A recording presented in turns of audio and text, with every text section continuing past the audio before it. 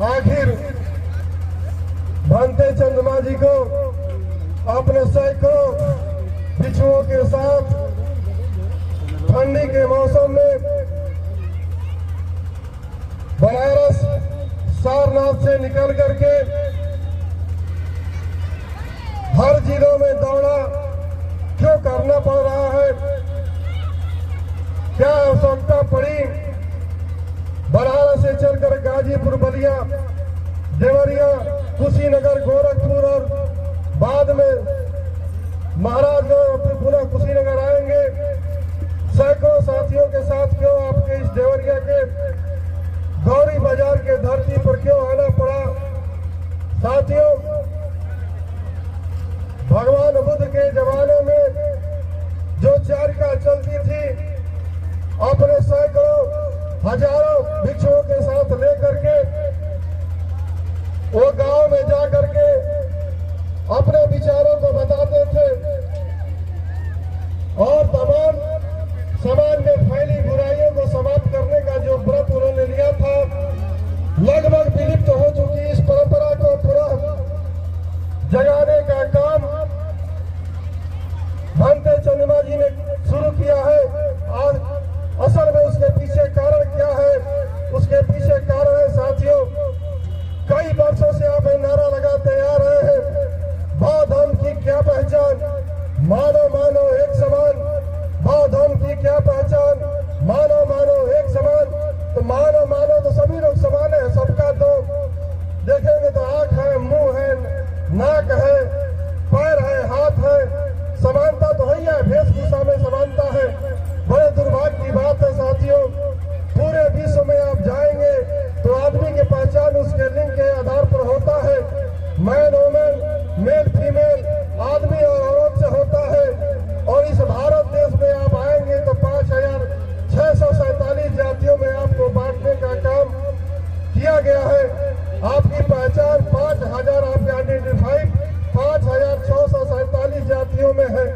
तब आज के तारीख में भंते चंद्रमा जी निकल कर आप इस गौरी बाजार के धरती पर आए हैं और बताना चाहते हैं कि भगवान बुद्ध के जमाने में भी जाति व्यवस्था नहीं थी और आज के तारीख में इस भारत देश में भी वो कहना चाहते हैं कि इंसान धर्म, इंसानियत और आदमी और औरत का धर्म होना चाहिए। जब आदमी और इंसानियत की बात करेगा तो उसमें दयाशील, करुणा, लिखाई, पढ़ाई, स्वतंत्रता, बंधुत्व की बात होनी चाहिए।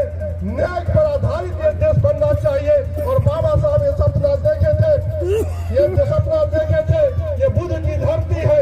सोने की चिड़िया बनाने के लिए आज के तारीख में गौरी बाजार के धरती पर चंद्रमा थेरो जी आपके समक्ष उपस्थित है। वो यही चाहते हैं कि मानव मानव में प्रेम हो, समता, बंधुत्व और न्याय पर आधारित पूरा इस देश को बनाया जाए। साथियों, इसलिए हम कहना चाहते हैं, भंते चंद्रमा थेरो जी ने अपने पुण्य प्रताप से इतना पुण्य अर्जित किया है कि वो चाहते थे अपने धम्मा लर्निंग सेंटर में बैठ करके अपने जन्म भिक्षुओं के साथ आराम से अपना जीवन व्यतीत कर सकते थे। लेकिन उनका कहना था कि केवल मेरे जीवन व्यतीत कर लेने से बहुजन समाज का इस देश में, इस भारत देश में कल्याण होने वाला नहीं है।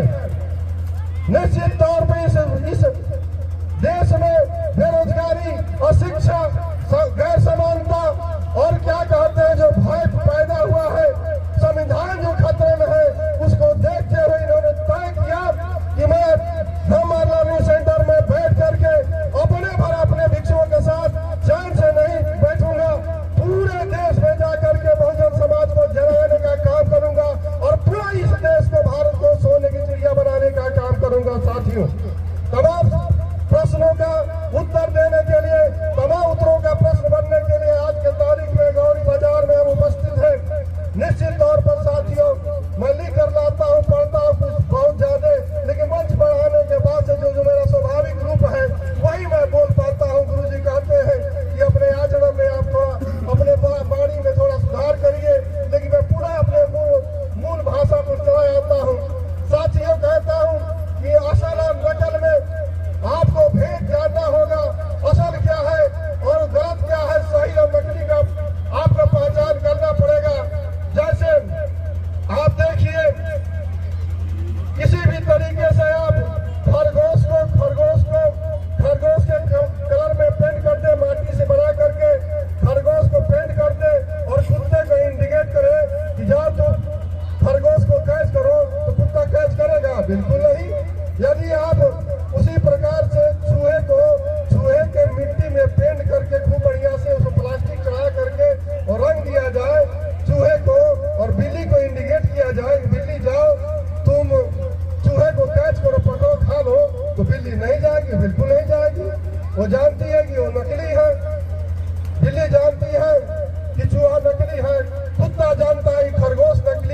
लेकिन हम मानव जो इंसान ह्यूमन कहे जाते हैं, असली और नकली में भेद नहीं कर पाते हैं, उसको समझ नहीं पाते हैं।